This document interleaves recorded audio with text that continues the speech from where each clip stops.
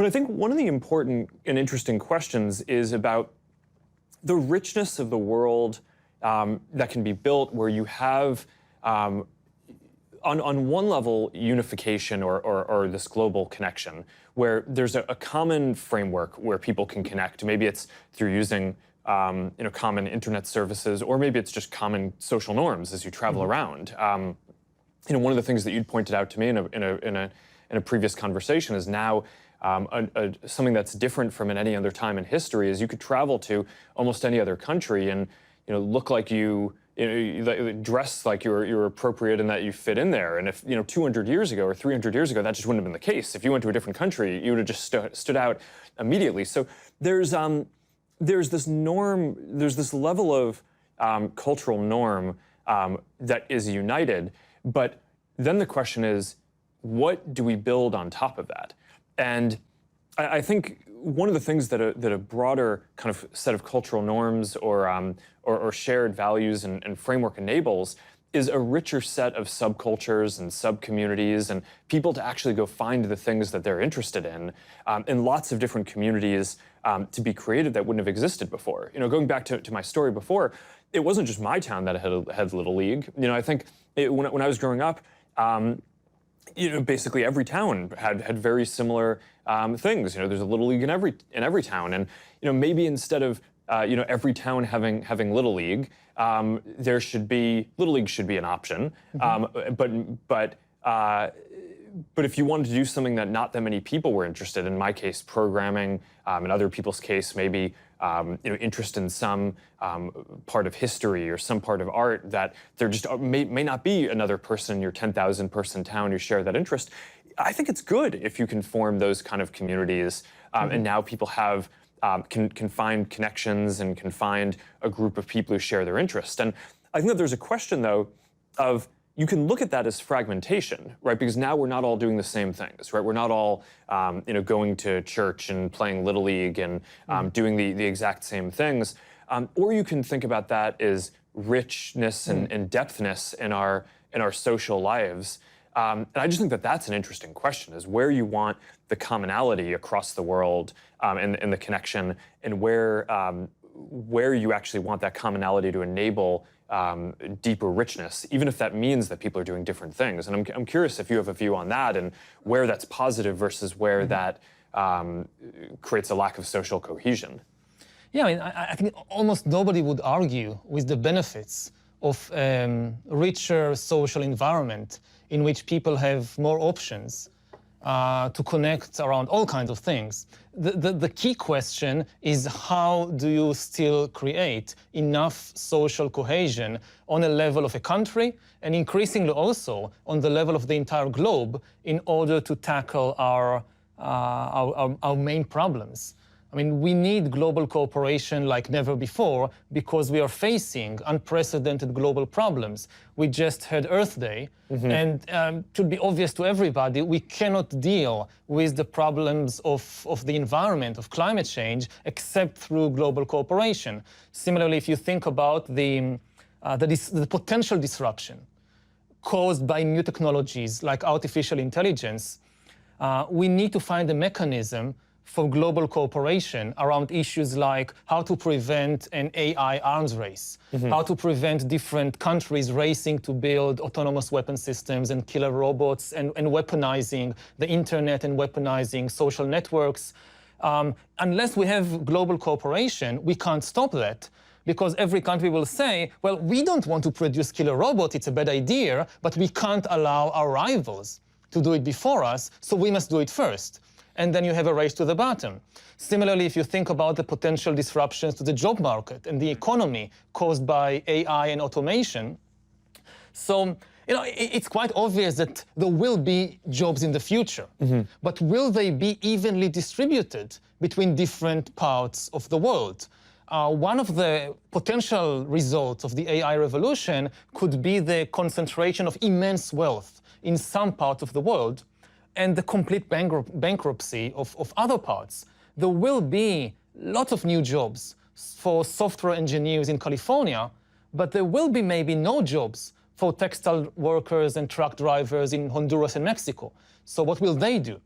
if we don't find a solution on the global level, like creating a global safety net to protect humans against the shocks of AI and enabling them to use the opportunities of AI, then we will create the most unequal economic situation that ever existed.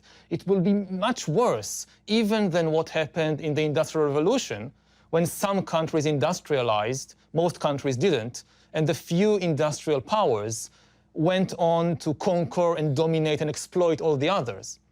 So how do we create enough global cooperation so that the enormous benefits of AI and automation don't go only, say, to California and Eastern China, while the rest of the world is being left far behind? Yeah, I think that's important. So I would unpack that into two sets of issues. One around AI and the future economic and geopolitical issues around that. And let's put that aside for a second, because I actually think we should spend 15 minutes on that. I mean, that's a big set of things. But then the other question is around, how do you create the global cooperation that's necessary to take advantage of the big opportunities that are ahead and to address the big challenges, right? I don't think it's just fighting crises like climate change. I think that there are massive opportunities around global spreading prosperity, spreading more human rights and freedom. Those are things that come with trade and connection as well. So I think that you want that for the upside. But I guess my diagnosis at this point, I'm curious to hear your view on this, is I actually think we've spent a lot of the last 20 years with the internet, maybe even longer, working on global trade, global information flow, making it so that people can connect. I actually think the bigger challenge at this point is making it so that in addition to that global framework that we have, making it so that things work for people locally, right? Because I think that there's this dualism here where you need both, right? If you resort to just kind of local tribalism, then you miss the opportunity to work on the really important global issues. But if you have a global framework, but people feel like it's not working for them at home, or some set of people don't feel like that's not working, then they're not politically going to support the global collaboration that needs to have happen. And I think there's the social version of this, which we talked about a little bit before, where people are now able to find communities that match their interests more, but some people haven't found those communities yet, and are left behind as some of the more physical communities. And some of these communities are quite nasty also, so we shouldn't forget that. Yes, so I think they should be, yes. Although I would argue that people joining kind of extreme communities is largely a result of not having healthier communities and not having healthy economic progress for individuals. I think most people, when they feel good about their lives, they don't seek out extreme communities. So there's a lot of work that I think we, as an internet platform provider, need to do to lock that down even further. But I actually think creating prosperity is probably one of the better ways at a macro level to go at that. But I guess I would maybe just stop there a little. People that feel good about themselves have done some of the most terrible things in human history. I mean, we shouldn't confuse people feeling good about themselves and about their lives with people being benevolent and kind and so forth. And also, they wouldn't say that their ideas are extreme. And we have, so many examples throughout human history, from the Roman Empire to slave trade in the modern age and colonialism, that people, that they had a very good life. They had a very good family life and social life. They were nice people. I mean, I guess, I don't know, most Nazi voters were also nice people. If you meet them for a cup of coffee and you talk about your kids, they are nice people. And they think good things about themselves, and maybe some of them can have very happy lives. And even the ideas that we look back and say, this was terrible, this was extreme, they didn't think so. Again, if you just think about colonialism. But World War II and that came through a period of intense economic and social disruption after the Industrial Revolution. Let's put aside so, the extreme example. Let's just think about European colonialism in the 19th century. So people say in Britain, in the late 19th century, they had the best life in the world at the time. And they didn't suffer from an economic crisis or disintegration of society or anything like that. And they thought that by going all over the world and conquering and changing societies in India, in Africa, in Australia, they were bringing lots of good to the world. And I'm just saying that so that we are more careful about not confusing the good feelings people have about their life. It's not just miserable people suffering from poverty and economic crisis. Well, I think that there's a difference between the example that you're using of a wealthy society going and colonizing or doing different things that had different negative effects. That wasn't the fringe in that society. I guess what I was more reacting to before was your point about people becoming extremist. I would argue that in those societies, that wasn't those people becoming extremists. You can have a long debate about any part of history and whether the direction that a society chose to take is positive or negative and the ramifications of that. But I think today we have a specific issue, which is that more people are seeking out solutions at the extremes, and I think a lot of that is because of a feeling of dislocation, both economic and social. So that, now I think that there's a lot of ways that you go at that, and I think part of it, I mean, as someone who's running one of the internet platforms, I think we have a special responsibility to make sure that our systems aren't encouraging that. But I think broadly, the more macro solution for this is to make sure that people feel like they have that grounding and that sense of purpose and community, and that their lives are, and that they have opportunity. And I think that, you know, statistically, what we see in sociologically is that when people have those opportunities, they don't, on balance, as much seek out those kind of groups. And I think that there's the social version of this. There's also the economic version. I mean, this is the basic story of globalization.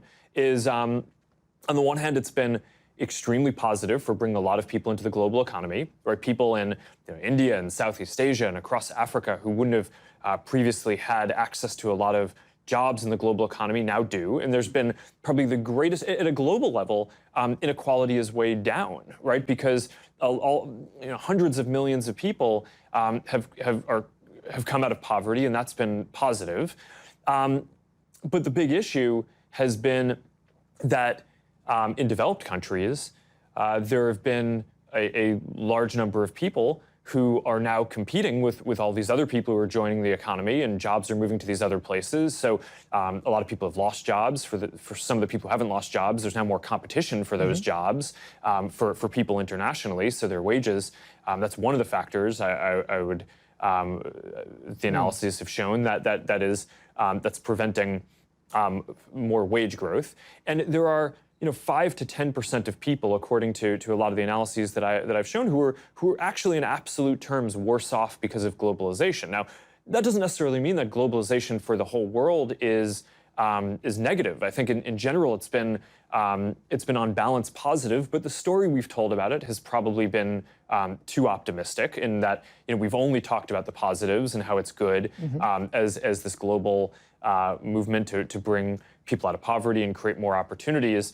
And the reality, I think, has been that it's been net very positive. But if there are 5 or 10% of people in the world who are worse off, there's 7 billion people in the world. So that's many hundreds of millions of people. The majority of whom are likely in the most developed countries in the U.S. and across Europe. That's going to create a lot of political pressure on those in those countries. So in order to have a global system that works, it feels like you need it to work at the global level, but then you also need individuals in each of the member nations in that system to feel like it's working for them too. And that recurses all the way down. So in local cities and communities, people need to feel like it's working for them, both economically and socially. So I guess at this point, the thing that I worry about, and I've rotated a lot of Facebook's energy to try to focus on this, is our mission used to be connecting the world.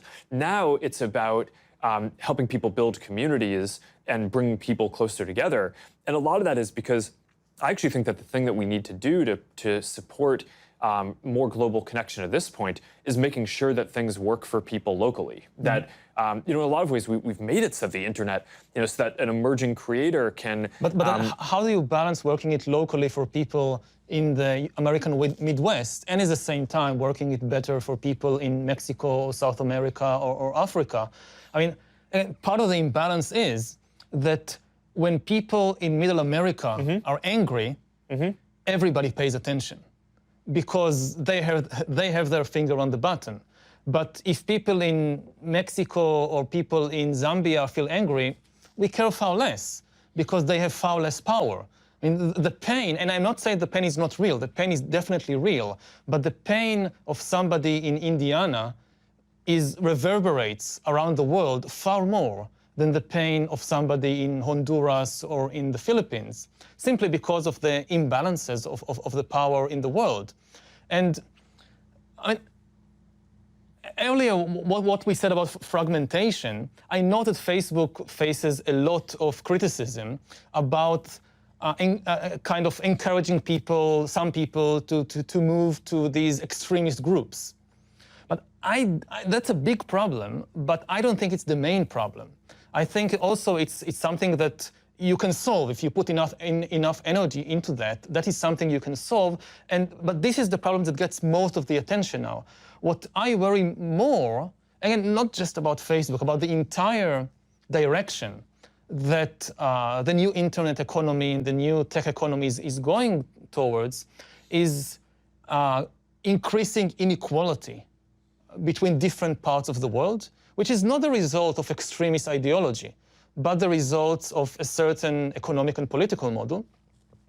And secondly, undermining human agency and undermining the basic philosophical ideas of democracy and the free market and individualism. These, I would say, my two greatest concerns about the development of technology like AI and machine learning. And this